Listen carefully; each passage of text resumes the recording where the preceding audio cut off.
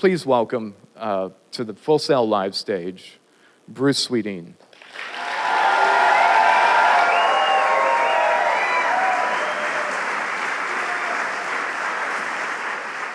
What I'm going to talk about today really is my life in the music recording studio. The first thing I want to tell you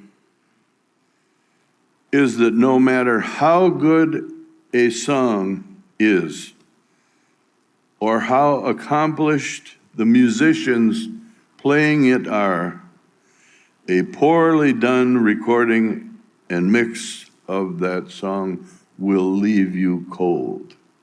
In other words, it will leave the listener with a bad impression of what the song could really be.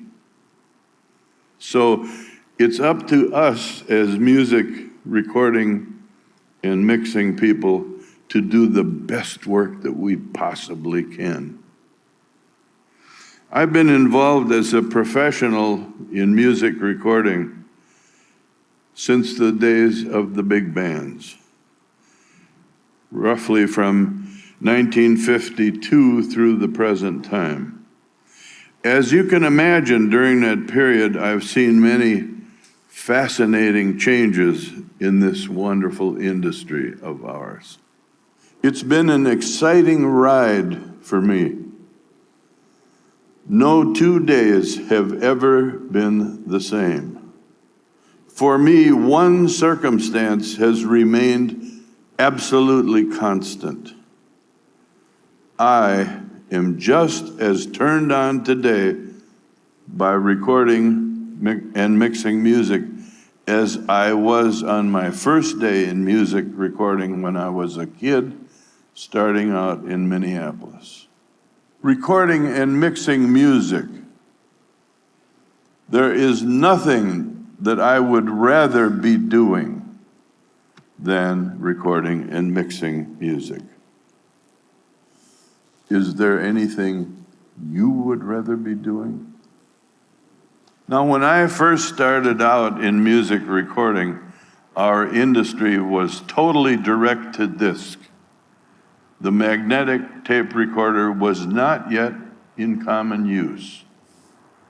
So, the first and probably most memorable change that I have personally witnessed was the switch from direct-to-disc recording format in the early 1950s to the magnetic tape recording format.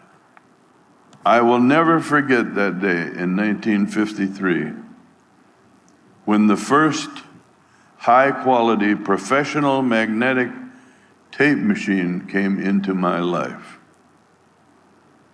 I was working at Schmidt Music Company in Minneapolis, Minnesota as recording engineer in their small but excellent recording facility.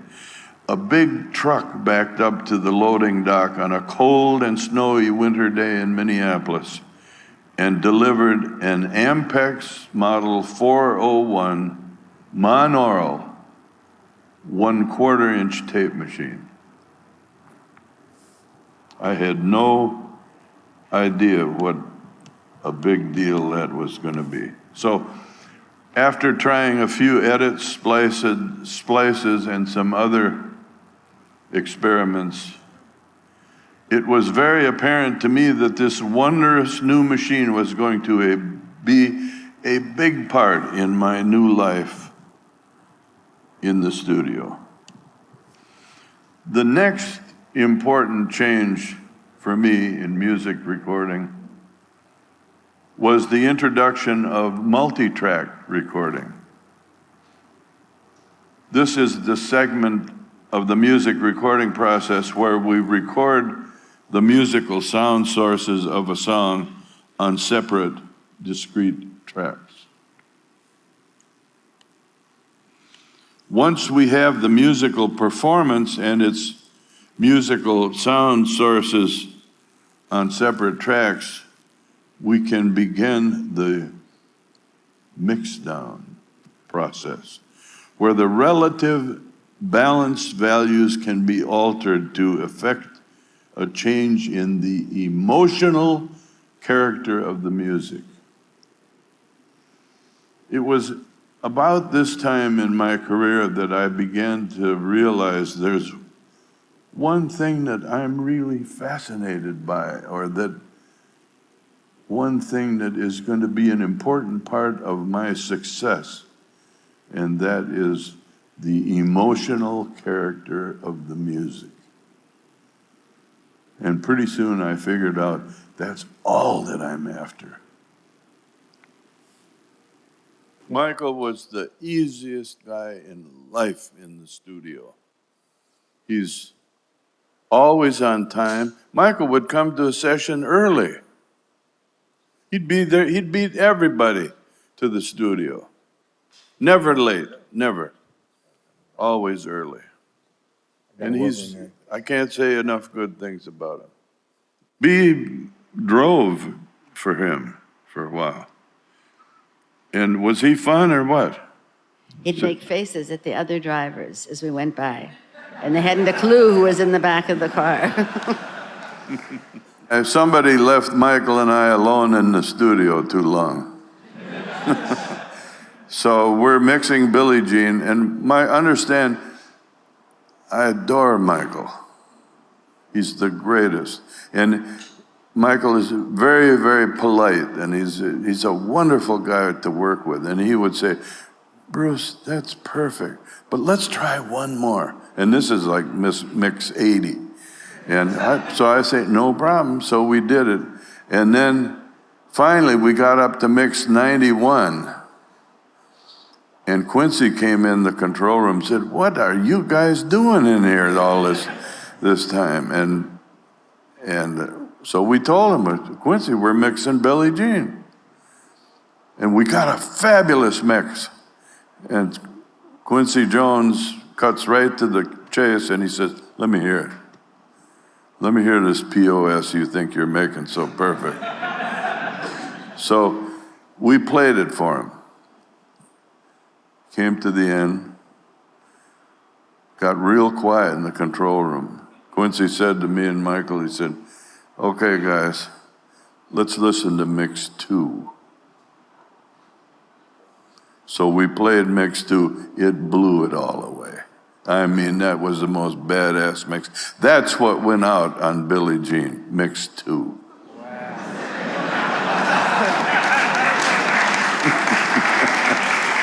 Michael doesn't normally record songs that he doesn't write.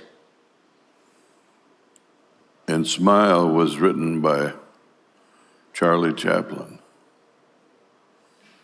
But it was, I think, I heard Michael say several times that Smile was Michael's favorite song. Michael, when he does the whistling at the end, Michael couldn't blow and whistle. He couldn't do that. He had to suck in and whistle. That's how he did it. And it wasn't easy, but he did it really well. No, it's a funny thing. This is all I've ever done, is make music. Or recordings, I guess. I don't make music, but I own the tapes that they're recorded on.